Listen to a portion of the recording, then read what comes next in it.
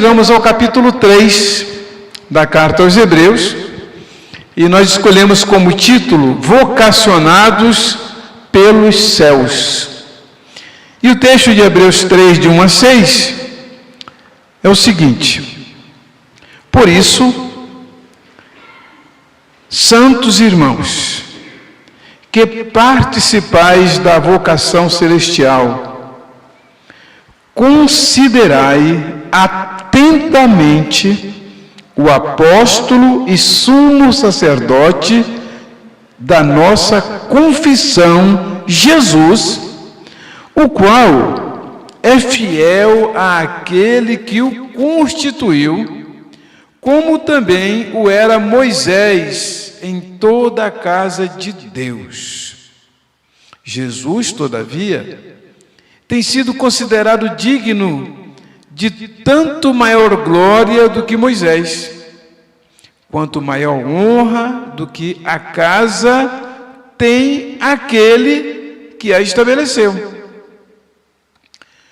Pois toda a casa é estabelecida por alguém, mas aquele que estabeleceu todas as coisas é Deus. E Moisés era fiel em toda a casa de Deus como servo, para testemunho das coisas que haviam de ser anunciadas. Cristo, porém, como filho em sua casa, a qual casa somos nós, se guardarmos firme até ao fim a ousadia e a exultação da esperança. Que Deus nos ajude a compreender a sua palavra. Amém? Podem sentar. Quero cumprimentar também os nossos irmãos que nos acompanham pelas redes sociais. Nosso abraço, nosso boa noite para o Marcos e para a irmã Nelci. Não vamos esquecer de vocês, viu? Deus os abençoe, assim como todos que nos acompanham agora. Meus irmãos, você já parou para pensar que você é um chamado de Deus? É muito interessante isto, que Deus sabe o nome de cada um de nós, e que Ele nos conhece pelo nome. Quando Jesus entrou em Jericó, que Zaqueu corre e sobe numa árvore, Jesus não falou assim: ô moço, ô homem, ô publicano, desce da árvore. Jesus chamou Zaqueu pelo nome. Então ele conhece você, meu irmão. Você é um chamado, é um vocacionado de Deus. Deus chamou você. E essa é uma das razões por que você está aqui hoje. O Espírito Santo tem trabalhado com você, Deus tem trabalhado com você, e você que nos acompanha também. Você é um chamado de Deus. É muito importante a gente pensar nesse ponto, porque o tema é vocacionados pelos céus. A palavra vocacionado significa chamados. Chamados pelos céus. E por que o escritor da carta aos Hebreus, ele começa o capítulo 3 falando sobre isto? Ele diz: Por isso, santos irmãos, que participais da vocação celestial. Então, meu irmão, somos participantes da vocação celestial. Primeiro, como chamado por Deus, somos participantes dessa chamada dos céus. Você pode imaginar como que os céus se movimentaram? Porque lá no Salmo 91 diz assim: pois aos seus anjos dará ordem a teu respeito. Olha só, cada pessoa, Deus dá ordem específica para cada um de nós. Então, nós somos participantes. Por que eu coloquei somos participantes? Porque Deus chamou outras pessoas e nos chamou também. Somos participantes da vocação celestial. Por isso, santos irmãos que participais da vocação celestial. Você está vendo esse aí, por isso? Por que ele está falando por isso? Porque ele termina o capítulo 2 dizendo que Jesus pode socorrer os que são tentados. Aí ele falou, olha, é por isso, meu irmão, que nós somos participantes. Agora, observe bem o que está dizendo aí. Tem 4 verdades aí, que só neste versículo, tá? Por isso, quer dizer, olha, considerando o que foi dito há pouco, o que eu acabei de dizer no final do capítulo 2, primeiro, destaque que eu quero dar. Segundo, ele nos chama de quê? De santos. Você, meu irmão, minha irmã, é um santo, é uma santa de Deus. Quer dizer, você foi separado por Deus. Deus separou você de um modo especial para Ele. Irmãos, que privilégio nosso, irmãos, como eu agradeço a Deus. Nós éramos, irmãos, da minha família, 9 irmãos. Só 3 seguiram o caminho do Senhor. Pelo menos até agora. Então, dentre os 9 irmãos, Deus separou 3. Falei, meu Deus, já pensou se eu estou nos outros 5? É claro que eles ainda têm oportunidade de aceitar Jesus como Salvador e de segui-lo, mas não o fizeram. 2 deles já morreram. 2 desses que não aceitaram, porque uma irmã, na verdade, 3 irmãos já morreram. Porque uma irmã que morreu, ela aceitou Jesus. O outro, que é o meu irmão mais velho, também aceitou Jesus. Então, é muito importante que a gente pense assim, meu Deus, Deus nos separou. E se você prestar atenção que a Bíblia diz que desde o ventre da nossa mãe, Deus já estava de olho em nós. Olhe para trás, irmão, irmã, e perceba quantas vezes Deus já livrou você, já protegeu você, porque você é especial para Deus realmente. Você é um chamado por Deus, você é um santo de Deus, Deus separou você. Aí ele diz, por isso, que é o primeiro. Segundo, ele diz o quê? Santos. Terceiro, ele diz o quê? Irmãos. Lembram-se de que eu disse que Jesus não se envergonha? Eu preguei aqui. O tema foi os irmãos de Jesus. Deus nos incluiu na família dele para sermos irmãos de Jesus. E Paulo diz assim, santos irmãos. Irmãos santos, irmãos que foram separados por Deus. Então você, meu irmão, minha irmã, faz parte dessa família de Deus. E, por último, ele vai dizer que nós somos participantes da vocação celestial. 4 destaques que nós podemos dar só neste primeiro versículo. Irmãos, aprendam a fazer isto na Bíblia, a prestar atenção em cada palavra, cada versículo. A Bíblia é um livro espiritual. Foi divinamente inspirada, diz a própria Bíblia, né? Foi divinamente inspirada por Deus. Então procure ver essas mensagens, o que Deus está lhe falando. Você é um participante da chamada dos céus. Os céus chamaram você. Vocês se lembram de que quando o filho pródigo, ele volta para a companhia do pai, o que ele pensava em dizer? Pequei contra quem? Os céus. pequei contra os céus. Vocês se lembram de que quando Jesus nasceu, os anjos vieram, e primeiro veio um anjo, depois veio uma multidão, e cantando glória a Deus nas alturas, os céus envolvidos.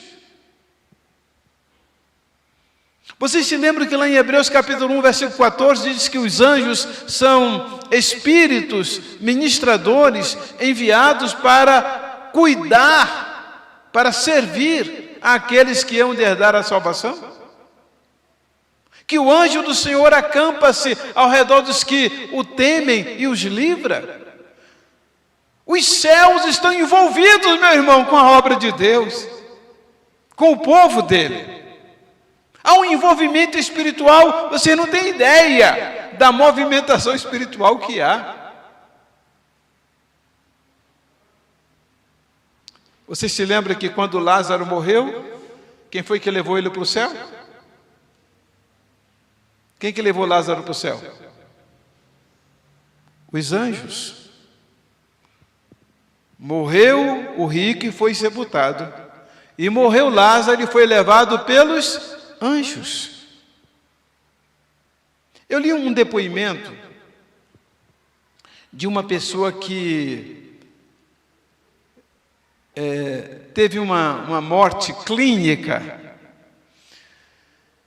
E ela passou os umbrais e ela viu que ela foi escoltada por anjos até a presença de Deus. E ela disse que viu pessoas que também tinham morrido e havia pessoas que havia mais anjos escoltando-as. Eu não sei se eu posso me basear nisso e fazer disso um ensino, uma teologia, mas uma coisa para a gente refletir. Porque no caso de Lázaro, diz que ele foi levado por quem? Pelos anjos. E aí essa pessoa que teve essa morte clínica, ficou curiosa, falou assim, mas por que tem uns que é só um anjo e tem outros que são muitos anjos? Então alguém disse para ele o seguinte, é que tem uns que não correm muito perigo nessa trajetória aí, mas tem outros que têm que ser escoltados. Isso é fantasia? Pode até ser. Mas vocês se lembram que houve uma batalha entre o arcanjo Miguel e Satanás por causa do corpo de Moisés? Vocês se lembram disso? Que a Bíblia diz? Está no livro de Judas. Que houve uma batalha entre o arcanjo Miguel e Satanás por causa do corpo de Moisés. Vocês não têm ideia do que acontece no mundo espiritual, de todo o envolvimento. Se nós fôssemos aqui nos alongar mais, olha o caso de Jó, que houve uma disputa entre Satanás e Deus, se é que a gente pode chamar assim,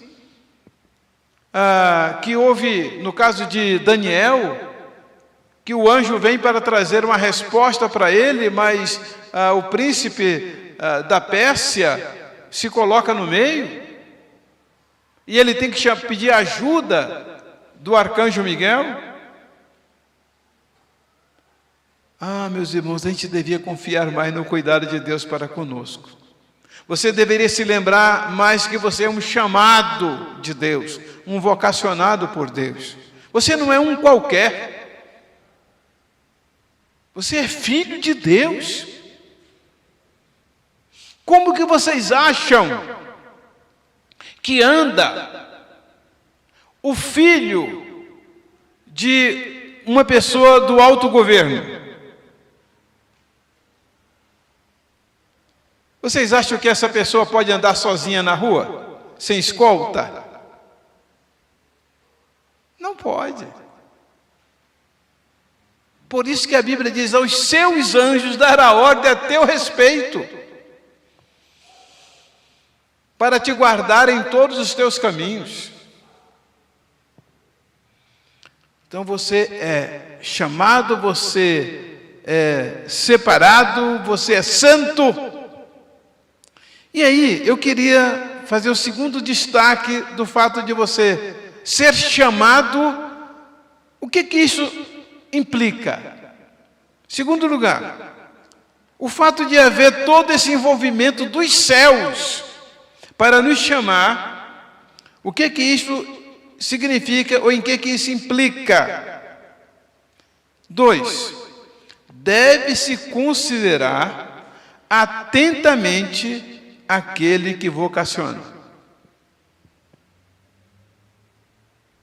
É um desrespeito muito grande Deus chamar uma pessoa e ela não atender.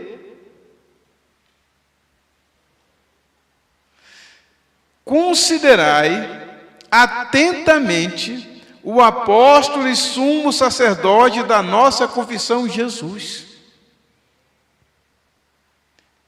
A próxima mensagem que eu vou pregar, baseada na carta aos Hebreus, terá como título, eu acho que o pessoal vai ficar muito curioso, porque será o pecado contra o Espírito Santo. O que é o pecado contra o Espírito Santo? Será a próxima mensagem. Baseado exatamente aqui, porque a gente para em Hebreus 3:6, no versículo 7, qual é? Portanto, como diz o Espírito Santo, se hoje ouvides a sua voz, não endureçais os vossos corações. O que é o pecado contra o Espírito Santo?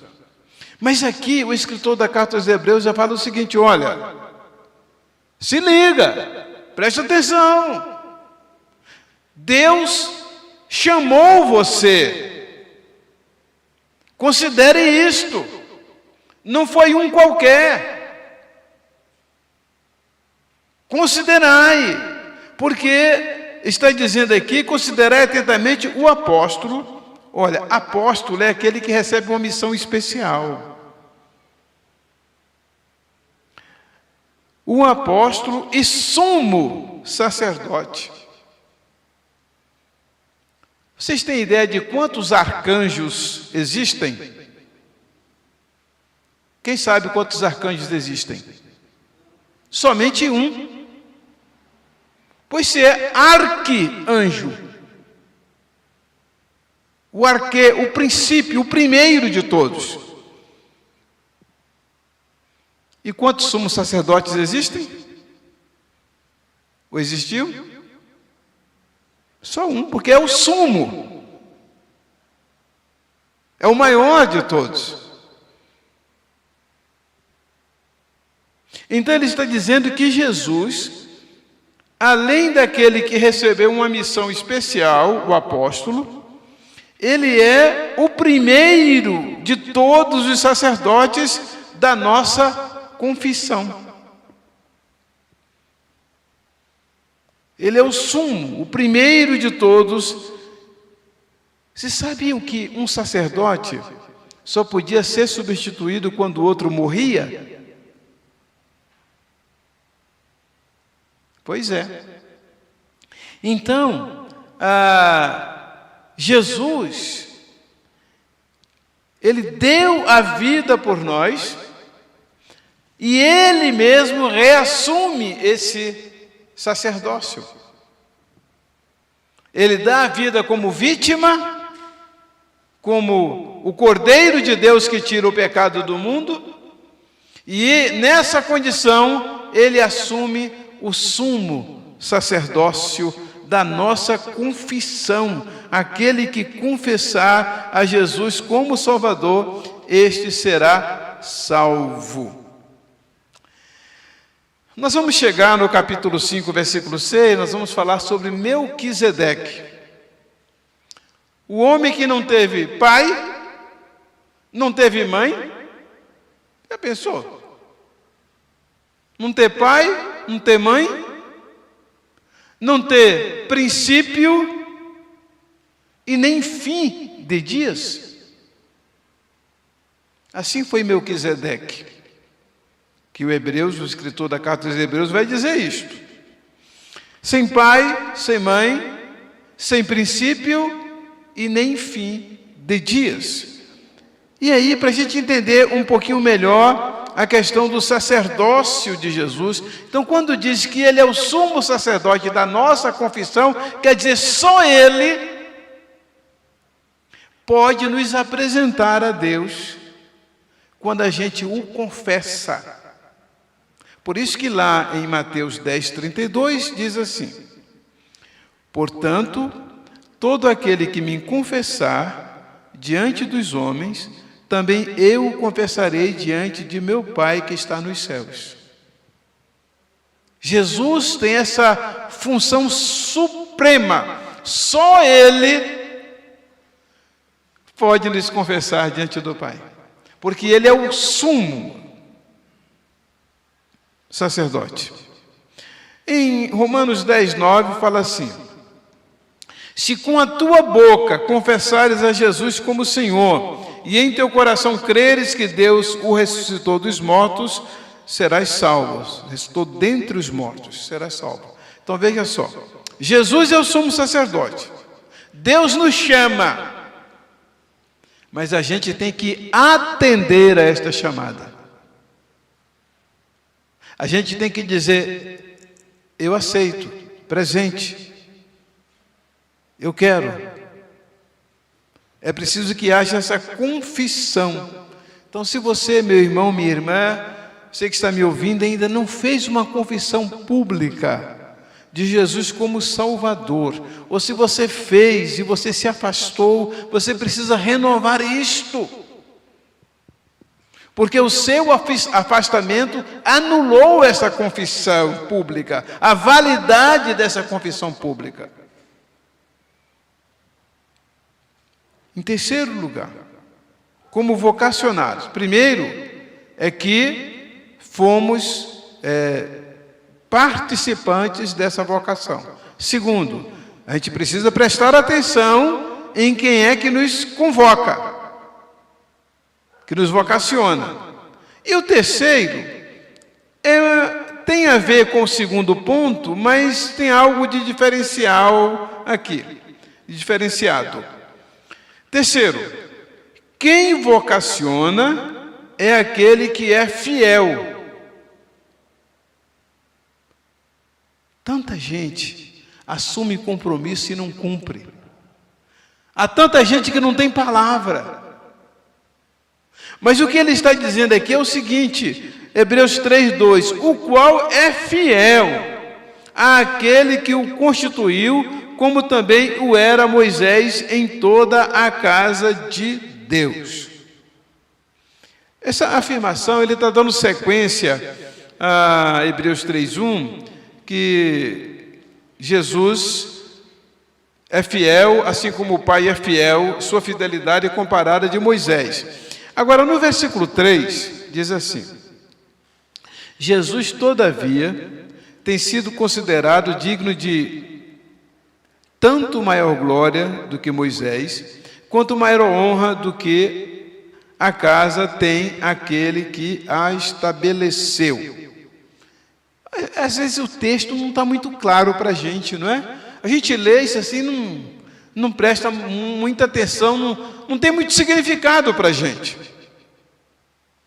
Quem é mais importante?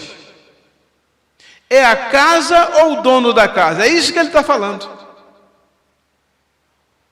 Quem é mais importante? É a casa ou o dono da casa? E por que ele está dizendo isto? Porque os hebreus, temos que nos lembrar que o escritor da carta aos hebreus está escrevendo para os hebreus, para o povo judeu. E o que ele está querendo provar? Dizendo, olha, Jesus é o Criador do mundo, Jesus é o sumo sacerdote, Jesus é maior do que Moisés. É isso que está em voga aqui. Jesus é maior do que a lei. Eu vou fazer uma pergunta aqui para os irmãos. Se os irmãos me derem a resposta, eu vou dar um presente. Quem é a lei?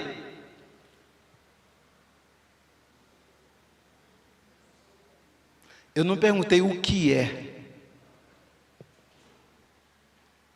João começa o evangelho dele dizendo o quê? Do princípio era o quê? O verbo, palavra.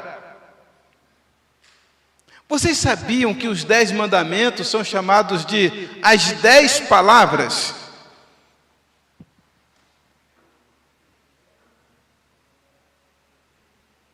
A lei é o próprio Jesus, porque Ele é a palavra.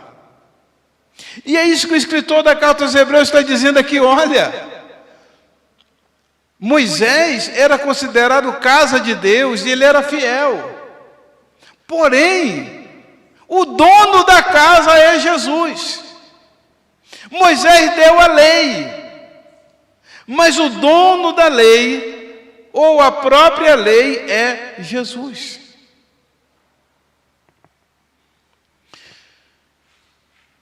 Por isso que tem muitos textos, né, que falam que acima do nome de Jesus não há ninguém.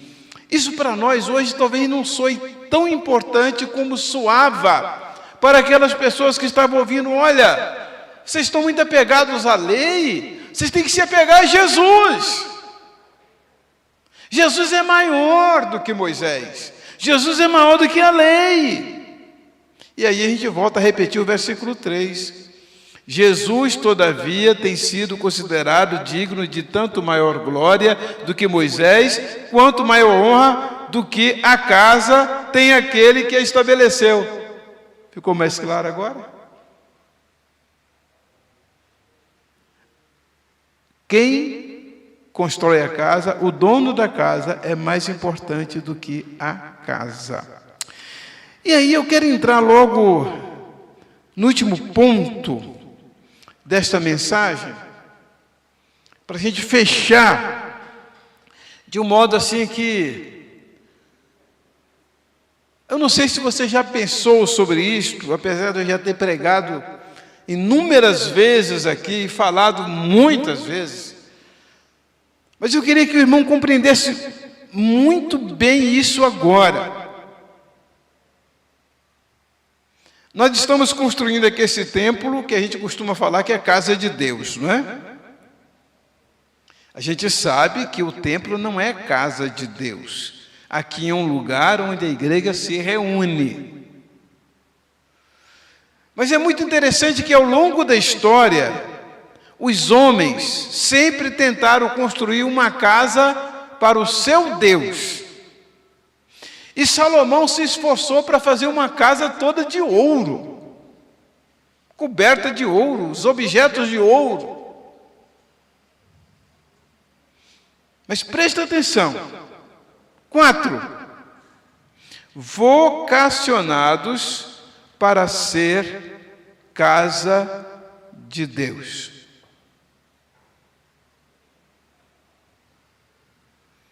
Queria que os irmãos entendessem bem isso agora. Deus está construindo uma casa para Ele.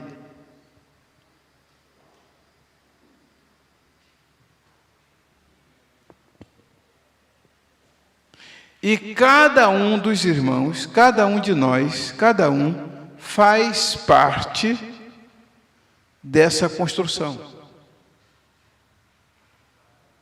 Queria pedir aos irmãos, se eu posso falar desse modo, pelo amor de Deus, tentem compreender o que eu estou tentando lhes passar. Porque, para mim, isso é muito grande. Dizer que nós somos a morada de Deus.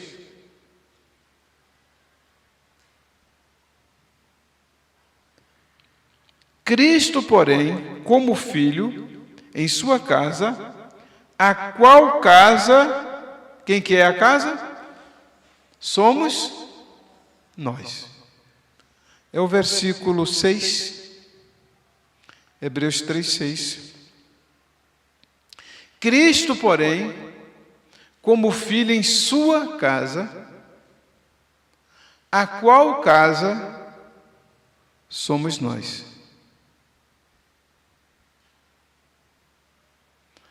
Queria que os irmãos entendessem e crescem e experimentassem isto na sua vida.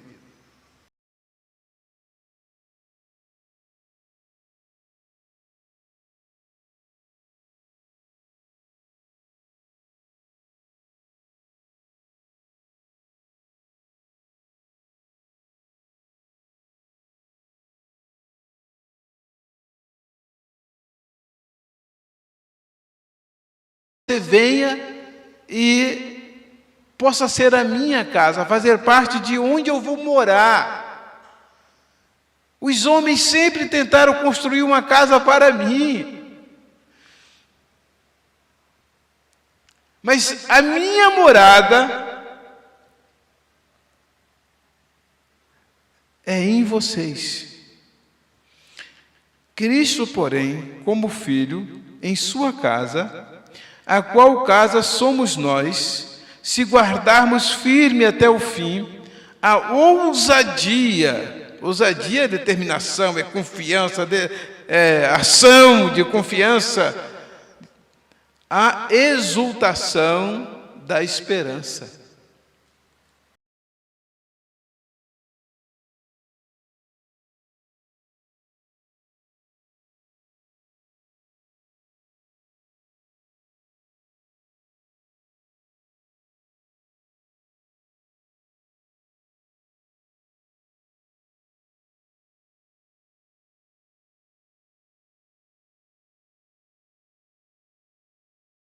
O meu slide que está tudo aí, tá? Que aí vai ter a letra igualzinha aqui, tá? Eu estou no ponto 4, logo depois do ponto 4. Aí vocês vão encontrar aí 1 Pedro 2,5. Vós também. Vocês veem que o V ficou na parte de cima lá. Vós também, como pedras vivas, sois edificados casa espiritual e sacerdócio santo, para oferecer sacrifícios espirituais agradáveis a Deus por Cristo Jesus, por Jesus Cristo. Aí em Efésios 2:22 vai dizer: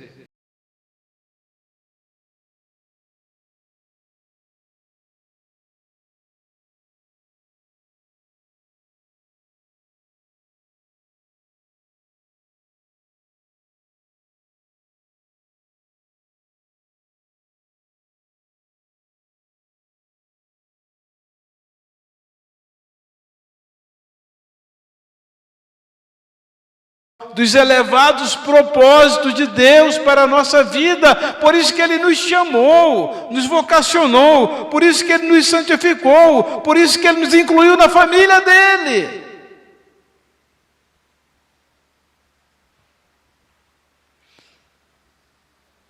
Na qual também vós juntamente sois edificados para a morada de Deus em Espírito.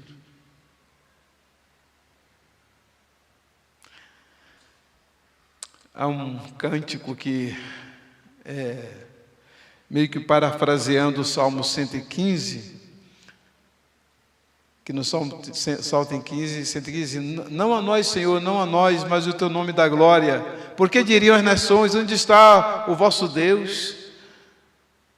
Mas o nosso Deus está nos céus. Os ídolos deles são prata e ouro, obras feitas pelas mãos dos homens. Tem olhos, mas não veem, tem boca, mas não fala, tem mão, mas não apalpam, tem pés, mas não andam. Aí tem um cântico que diz: onde está teu Deus? Aí o cântico responde: meu Deus está no céu, também no meu coração. O do mundo está morto, mas o meu ressuscitou. O seu coração, a sua alma, meu irmão, é realmente morada. Porque as pessoas falam assim: Deus está no meu coração, mas não alcançam a profundidade disso. Olha, lá o texto anterior que nós vimos, que diz que nós estamos como pedras vivas sendo edificados, casa espiritual. Agora aqui em Efésios 2:22 diz: na qual também vós juntamente sois edificados para a morada de Deus, em espírito. Então estamos sendo construídos e por isso Deus está fazendo uma obra em nós. As primeiras mensagens que eu preguei aqui, quando assumi o pastorado, o tema foi uma igreja em obras. E aí eu pedi a alguns irmãos para colocar umas ferramentas aqui pelo meio, de pedreiro. Pedi para colocar uma placa assim: desculpe o transtorno, estamos em obras. Cada um de nós, irmãos, está em obras. Deus está trabalhando. Deus está fazendo algo em nossa vida, porque não é isso que você vai quando você vai para uma casa. Você não faz umas reformas lá? Você mexeu, Flávio, na sua casa quando você foi morar? Deu uma arrumadinha lá? Deu uma arrumadinha? A gente não muda para uma casa do jeito que ela está, é muito raro, né? Só o Messias que fez isso ultimamente, né? Encontrou a casa prontinha lá, ele mudou para lá. Mas o Silas aqui ralou, hein? Ralou e ele trabalhou junto, né, Silas? Também, né? Pegou junto. Então, assim como vocês, quando vão para uma casa, dão sempre alguma arrumada, Deus está nos arrumando, nos preparando, nos tratando. Porque Ele quer morar. Você não chega e não entra numa casa do jeito que ela está. É muito raro isso acontecer.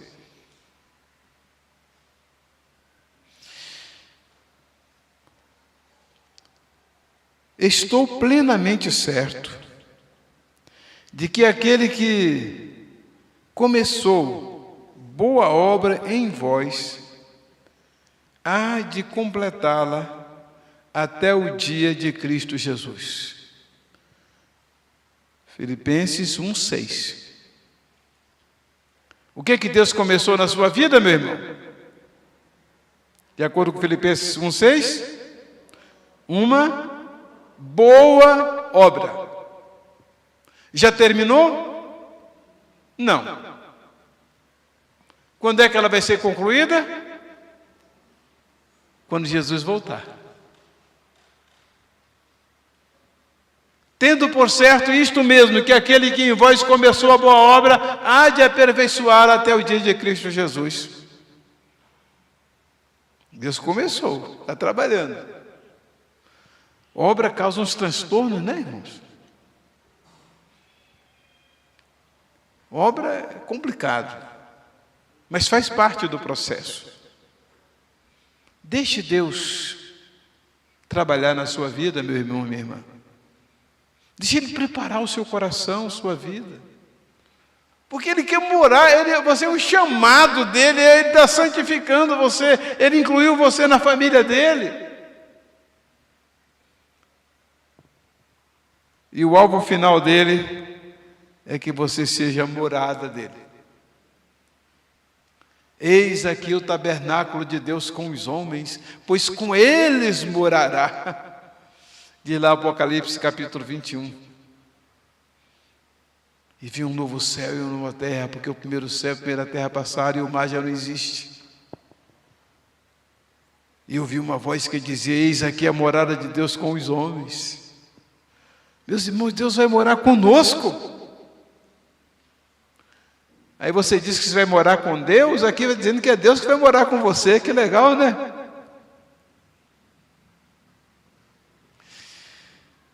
Como Deus é bom, não é, irmãos? Como que Ele pôde, sendo tão santo, tão majestoso, tão grandioso, como a Bíblia diz, que ainda que o Senhor seja excelso, contudo Ele se inclina para os seres humanos. A bondade do nosso Deus, em querer repartir a existência dele conosco. A gente precisava compreender mais isso. Eu quero convidar a equipe de louvor para vir aqui, porque nós vamos entoar esse cântico que fala exatamente sobre essa bondade de Deus para conosco. Já foi contado aqui sobre o infinito amor de Deus que deixou as 99 só para me encontrar. Olha só. E aquela outra música, né? Eu quero ser como um farol que brilha à noite, como seta que acerta o alvo, como abrigo no deserto.